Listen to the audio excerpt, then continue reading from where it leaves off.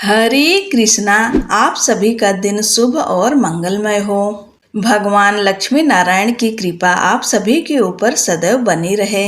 श्रावण पुत्रदा एकादशी का व्रत आज 5 अगस्त 2025 और दिन मंगलवार को मनाया जा रहा है। इसे वैकुंठ एकादशी के नाम से भी जाना जाता है।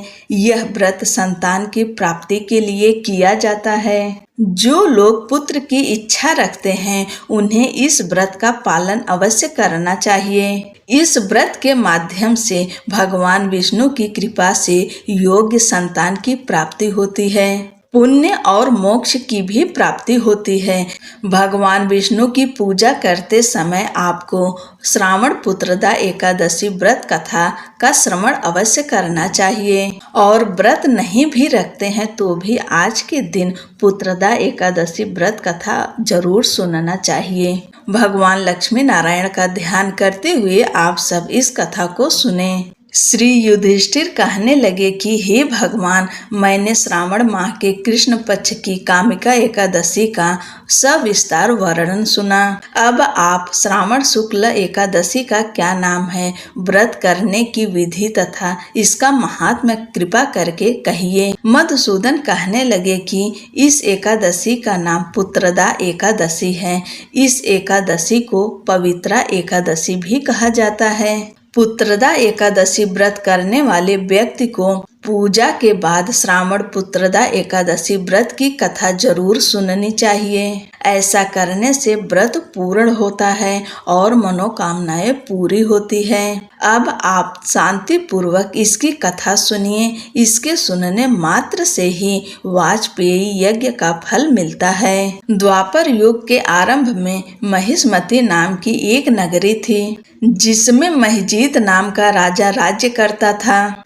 लेकिन पुत्रहीन होने के कारण राजा को राज्य सुखदायक नहीं लगता था।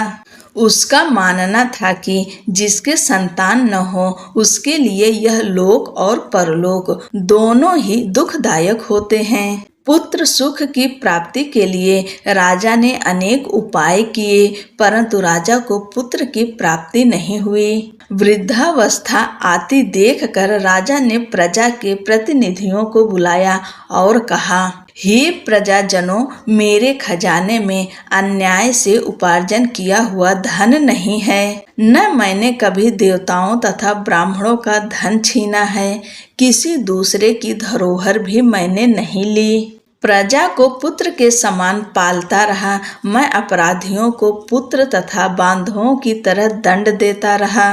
कभी किसी से घृणा नहीं की, सबको समान माना है। सज्जनों की सदा पूजा करता हूँ। इस प्रकार धर्मयुक्त राज्य कार्य करते हुए भी मेरे पुत्र नहीं हैं, सो मैं अत्यंत दुख पा रहा हूँ। इसका कारण क्या है? राजा महिजीत की इस बात को विचारने के लिए मंत्री तथा प्रजा के प्रतिनिधि वन को गए।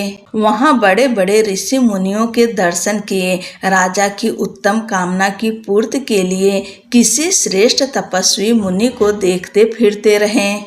एक आश्रम में उन्होंने एक अत्यंत वयोवृद्ध धर्म के ज्ञाता बड़े तपस्वी परमात्मा में मन लगाए हुए निराहार जितेंद्रिय जितात्मा जित क्रोध सनातन धर्म के गूढ़ तत्वों को जानने वाले समस्त शास्त्रों के ज्ञाता महात्मा लोमस मुनि को देखा, जिनका कल्प के व्यतीत होने पर एक रोम गिरता था। सबने जाकर ऋषि को प्रणाम किया। उन लोगों को देखकर मुनि ने पूछा कि आप लोग किस कारण से आए हैं? निसंदेह मैं आप लोगों का हित करूंगा। मेरा जन्म केवल दूसरों के उपकार के लिए हुआ है, इसमें संदेह मत करो। लोमस ऋषि के ऐसे वचन सुनकर सब लोग बोले, हे महर्षि, आप हमारी बात जानने में ब्रह्मा से भी अधिक समर्थ हैं। अतः आप हमारे इस संदेह को दूर कीजिए। महिष्मतीपुरी का धर्मात्मा राजा महिजीत प्रजा का पुत्र के समान पालन करता है, फिर भी वह पुत्रहीन होने के कारण दुखी हैं। उन लोगों ने आगे कहा कि हम लोग उनकी प्रजा हैं, अतः उसके दुख से हम भी दुखी हैं। आपके दर्शन से हमें पूर्ण विश्वास है कि हमारा यह संकट अवश्य दूर हो जाएगा, क्योंकि महान पुरुषों के दर्शन मात्र से अनेक कष्ट दूर हो जाते हैं। अब आप कृपा करके राजा के पुत्र होने का उपाय बतलाएं। यह वार्ता सुनकर ऋषि ने थोड़ी देर के लिए नेत्र बंद किए और राजा के पूर्व जन्म का वृत्तांत जानकर कहने लगे कि यह राजा पूर्व जन्म में एक निर्धन वैश्य था। निर्धन होने के कारण इसने कई बुरे कर्म किए। एक गांव से दूसरे गांव व्यापार करने जाया करता था।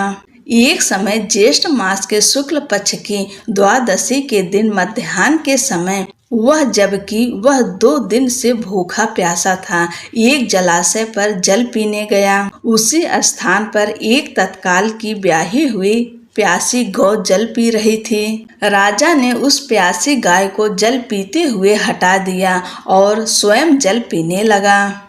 इसलिए राजा को यह दुख सहना पड़ा। एकादशी के दिन भूखा रहने से वह राजा हुआ और प्यासी गौ को जल पीते हुए हटाने के कारण पुत्र वियोग का दुख सहना पड़ रहा है। ऐसा सुनकर सब लोग कहने लगे कि हे ऋषि, शास्त्रों में पापों का प्रायश्चित भी लिखा है, अतः जिस प्रकार राजा का यह पाप नष्ट हो जाए, आप ऐसा उपाय बताइए।